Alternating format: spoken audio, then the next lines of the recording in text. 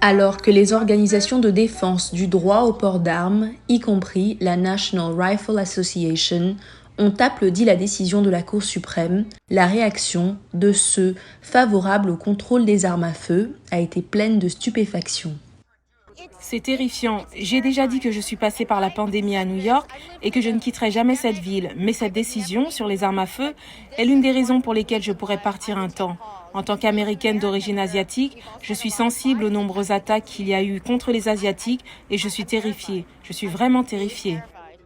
Une loi de l'État de New York, en vigueur depuis 1913, stipulait que les résidents devaient montrer un motif valable ou un besoin réel de porter une arme dissimulée en public pour se défendre. J'ai reçu un message dans le train et je n'en croyais pas mes yeux. J'ai vraiment déchanté parce que nous avons travaillé si dur là-dessus. Et quand vous regardez le projet de loi du Sénat, vous vous dites « Oh superbe, il y a du progrès, non ? Il y a enfin un pas dans la bonne direction. » Mais ensuite, nous reculons d'un pas avec une décision comme celle-ci.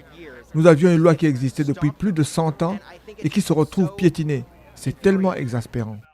Pour Richard Aborn, de la Citizen Crime Commission de New York, bien qu'il ne soit pas surpris, cette décision reste historique. Je n'ai pas été surpris, mais personne ne devrait sous-estimer à quel point cette décision est monumentale. C'est la première fois dans l'histoire des États-Unis d'Amérique que le tribunal accorde à quiconque le droit constitutionnel de porter une arme à tout moment, n'importe où, tant qu'elle est cachée. Il a cependant ajouté : Le tribunal devrait laisser la possibilité aux États et aux localités d'interdire le port dissimulé dans les lieux dits sensibles. Donc, mon conseil aux États et aux localités serait de commencer à définir ces lieux sensibles et d'interdire le port dissimulé dans ce type d'endroit.